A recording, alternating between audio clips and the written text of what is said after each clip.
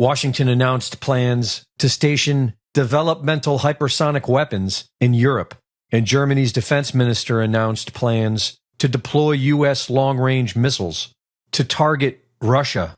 The weapons deployed in Germany will include the Tomahawk cruise missile, which has an effective range of 2,400 kilometers and can strike Moscow.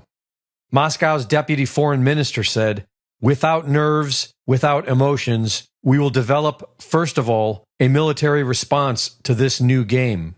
The German government is attempting to reintroduce a military draft to make Germany war-ready by 2025.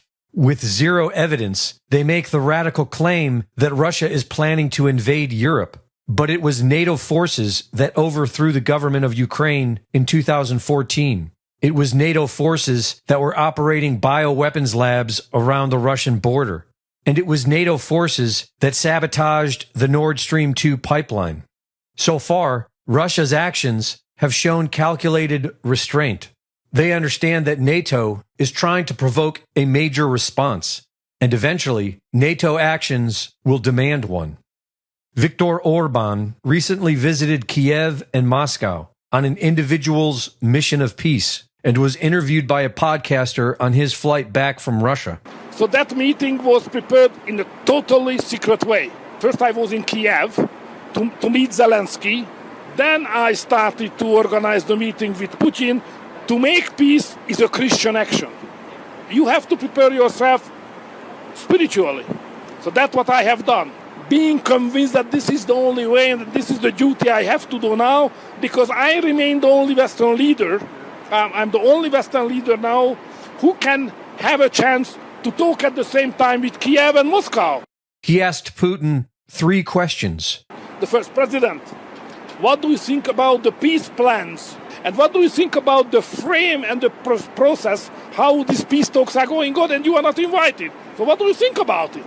He said that it's obvious that real negotiations cannot happen without the involvement of both parties. So whatever they are doing without him, it means nothing. They are still ready to communicate and negotiate and so on. My second question was, President, how do you see the chance to have a short, limited ceasefire earlier than the real negotiations on peace can start? And he said he's not optimistic on that. You know, Zelensky said that he's not optimistic because the Russians would use it against the Ukrainians. Putin said that the Ukrainians would use it against Russia. And what did you say to him? I said, let's consider. I understand your argument, but think about it. And the third question was I raised that, President, do you have a vision or even a plan how the security architecture of Europe will look like when the war is over? What is your plan? And said, we have a detailed plan.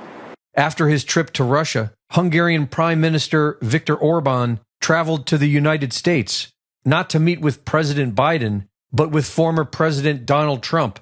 Everybody is aware that sooner or later the war must be concluded.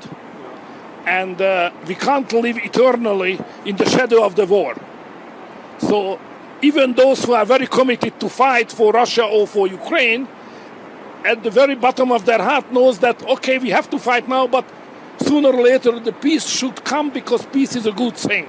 I mean, your mission this week is a case study in surprise. What is your essential takeaway from these 2 meetings? Are we closer to peace? What is your assessment of the results? Everybody is, and everything is rather bureaucratic. But if we consider this issue from a bureaucratic eyeglass, a bureaucratic approach, nothing will happen. Because peace cannot be generated by bureaucrats. It's impossible. Many people have to work for it and on it. If you don't do that, there will be no peace. It cannot be bureaucratic. It must be political. Because only political leaders can manage to find a way, the shortest way to the peace. So what is the first step? First step is reopen the diplomatic relationship and reopen the communication channel. That's happened today. So it's one important step forward. Reporting for Infowars, this is Greg Reese.